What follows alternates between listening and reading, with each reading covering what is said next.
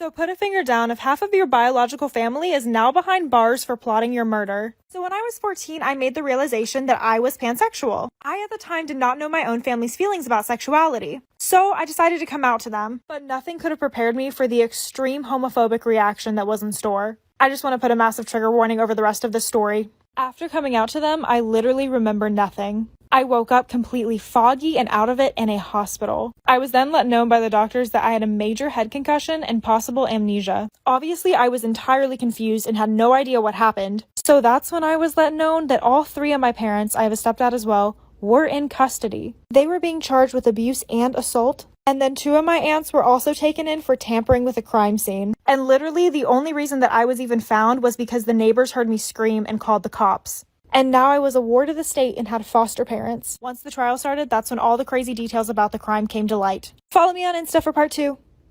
Story time about how I was saved by drag queens. My friend and I had made plans to meet up over the weekend to grab a drink. When I showed up, my friend texted me last minute bailing due to a family emergency. Since I was already downtown, I decided to grab a drink by myself. I take myself out on dates all the time, so I didn't think it was a big deal. While I was walking to the bar, this guy approached me and asked what I was up to for the night. I told him what happened and he invited me to hang out with him and his friends. I made it clear to him that I wasn't looking for anything other than friendship, and he quickly replied that he respects it. With this, I felt more comfortable and started hanging out with him and his friend group, which was a mix of guys and girls. We all made our way to the bar and started drinking. That's when I befriended another group of people. I introduced both groups to each other and everything seemed to be going great. A few people from the new group came up to me and asked me how long I've known the guy for. I told them that I just met him an hour ago. They gave me a funny look and told me that he's been talking about me like we've known each other forever and are dating. I was a little creeped out, but I thought that maybe he was just drunk. That's when they said he's also been going around the bar talking to random guys about selling me. This is when my heart dropped and I started to panic. I was terrified because I was alone, drunk, and felt like this man had something terrible in store for me. When I returned back to the hotel, my twins and my aunt are missing. No phone call, no message, no nothing. Coincidentally, my mom calls and says that my best friend told her that my twins were missing, even though I told no one. She was yelling at me on the phone saying she was so worried and it was obviously my fault because I was so young, and at that point I was really suspicious because I could hear my aunt in the background talking to my mom. So at that point I knew she took them to my mom's house. As soon as I hung up on the phone, I went to the police station to file a report. For a few days the police went undercover to try to get evidence, and there was many pictures showing my mom taking my twins to their house. When we took her to court, she said that they ran away due to my abuse and she found them in the middle of the street, which was obviously a complete lie. My mom had paid my boyfriend to give her false information that I was hurting my kids. After a long and gruesome battle, I won the case and my mom can't see them until they're 18. Even though my boyfriend at the time had a major part in it, he only has visitation limitations, which is once every 6 weeks. This happened 3 years ago when I was 18. I'm now married to the love of my life and the best father in the world. This is why you never go to the well on your own. In 1983, a young boy was camping with his family on Roan Mountain in North Carolina when his mom asked him to head on down the path and get some water from the well. When the boy didn't return, his mom went to check on him and he was gone. A massive search party was launched to find him, but with temperatures rapidly dropping and finding no trace of him, the family braced for the worst. Then, miraculously, on the 7th day of the search, the boy shows up on the mountaintop in an area they had already searched, healthy and clean. When they asked the boy, "Where have you been?" he said he had been at the well when a tall, faceless man showed up behind him, scooped him up, and brought him to the top of the mountain where he kept him in his cabin all week.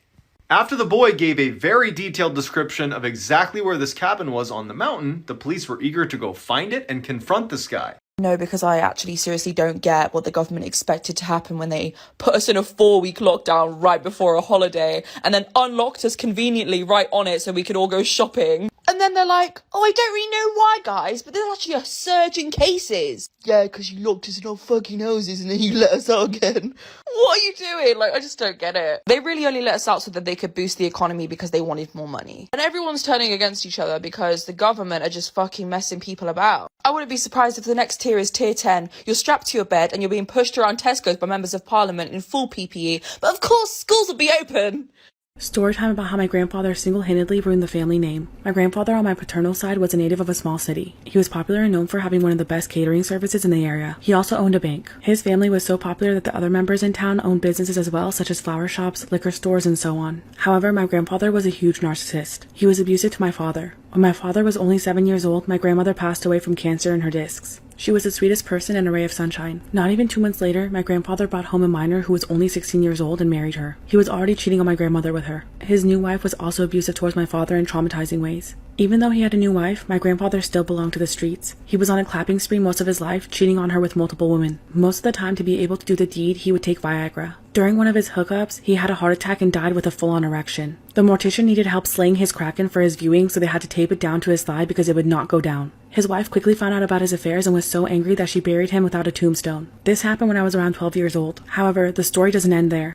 Storytime Ex-Boyfriend Edition Part 2.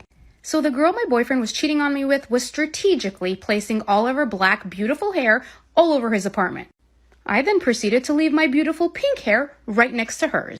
Within a day, I started finding bobby pins and lady garments in places that I would definitely find them. Needless to say, my relationship with him was over. He apparently was so heartbroken and called me 3 times a day for 6 months straight.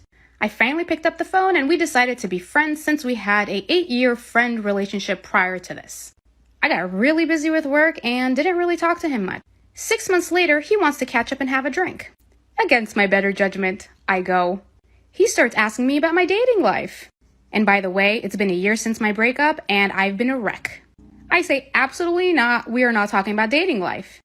He says to me, yes, Annie, we have to because I'm in a group relationship with the girl I was cheating on you with. It gets worse, like for part 3.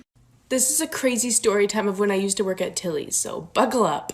This middle-aged mom walks in the store, right? And she just starts walking around the men's section and literally just grabbing everything she sees. I mean, she's not even looking at the sizes. So we thought that was weird, so we went up and asked her if she needs any help, and of course she said no. Then she decides that she wants to try everything on. So I unlocked a room for her, and then I told her that she can only have 7 at a time, and she literally had a million things, and she just ran in, shut the door, and cut me off. So we started to get suspicious, so I started talking over my little headset thingy and telling the people around the store what's going on. We knocked on the door like 3 times, asking if she needed help or needed any other sizes, and of course she just said no again. Then she comes barging out and literally runs to the front door and just leaves. So I walk in to see, and there's literally a bloody tampon on the floor. 2 days later, she comes back to the store?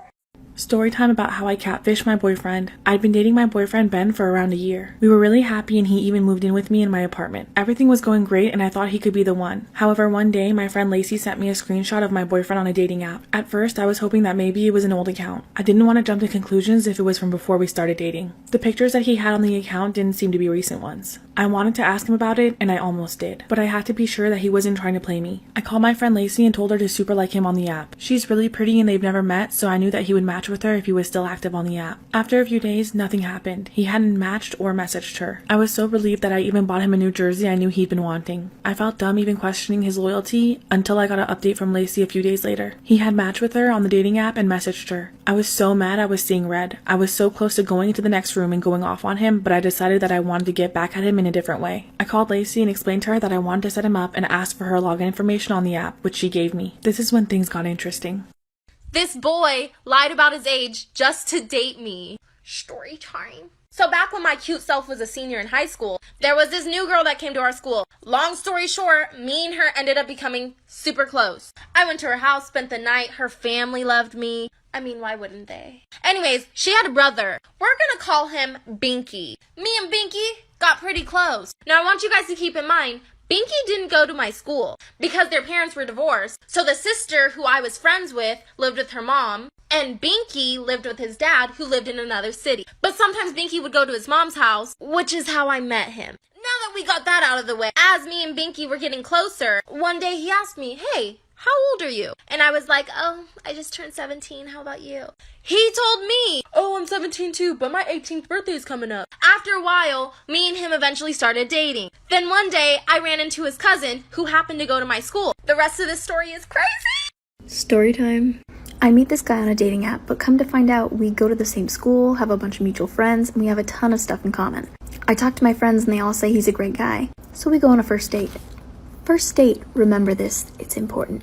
We're having a great time. He parks the car so we can talk some more. Then it starts snowing. I'd said earlier that I'd never seen fresh snow before, so he runs out, opens my car door, starts blasting this love song over his car speakers, and we start slow dancing in the snow. He just keeps telling me to look up, and it's snowing, and we're dancing, and the music, we make eye contact, and we kiss. As he pulls away from the kiss, he says, "That's it. That's the second best moment of my entire life." And I'm like, "I'm sorry. The second?" And he says, "Well, yeah, the first hasn't happened yet. That's gonna be when we get married." This man proceeds to get down.